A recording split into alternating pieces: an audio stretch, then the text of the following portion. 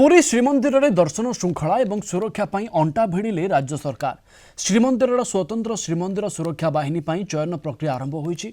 5 पर्यायर चयन शिविर में जोगदेवे 172 अफिसर 1499 सिपाही हाबिलदार। गृह विभाग विज्ञप्ति पर चयन प्रक्रिया आरंभ होईछि। सशस्त्र पुलिस बाटालियन अभिज्ञ पुलिस को 3 वर्ष पर डेपुटेशन अणाजिब। 9 तारीख जाए चलिबो एही चयन प्रक्रिया। बैरिकेडिंग ठारू आरंभ कर नीति अनुसार दर्शन श्रृंखला नियोजित हेबे एही स्वतंत्र बाहिनी। दिनकू श्रीमंदिर में दर्शन पर भक्तों भिड़ बढ़ुथिबारु दिनकू दिन बढ़ुथिबारु दर्शन व्यवस्थार सुपरिचालना सरकार और प्रशासन पर चैलेंज होईछि। एणु दर्शन व्यवस्था अनेक परिवर्तन आनी श्रृंखलित और सुरक्षित दर्शन जोगाई देबाकू सरकार स्वतंत्र श्रीमंदिर सुरक्षा बाहिनी नियोजित करिवे।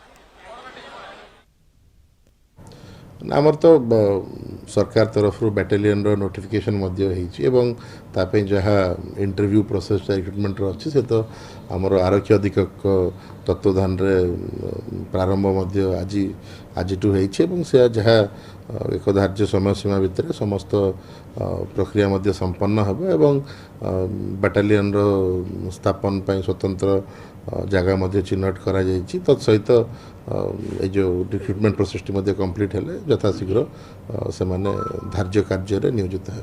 जो मैंने बाटालियन आसे रे मंदिर सुरक्षा दायित्व रे से सुरक्षा को कड़ाकड़ी जांच करूँ एवं से भी ट्रेनिंग दि जाऊ से भक्त मैंने किपरि व्यवहार करेंगे भक्त कौन असुविधा सुविधा से जगह पर ऑन स्पॉट से पूर्ण करेंगे एवं जो मैंने से परिवेश बुलवे विभिन्न जगार सब हेल्प डेस्क लिखाई तो साहाय्य करने से जगह रे किंतु भीड़ को नियंत्रण करवा एवं भक्त मान को उत्तम व्यवहार देखा सी हूँ आम मान समस्त कर्तव्य।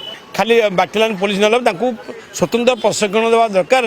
मंदिर को जो मैंने आसुन से गोटे धर्म भाव नहीं गोटे आध्यात्मिक विषय आसुँच से भाया लोक रहा दरकार जी कि उत्तम व्यवहार संगे संगे एवं गाइड भी करवा दरकार जे लोक केमती जीव कौन कर कौपटे आसो गहली रहा क्या सेवा मनोवृत्ति रहा दरकार।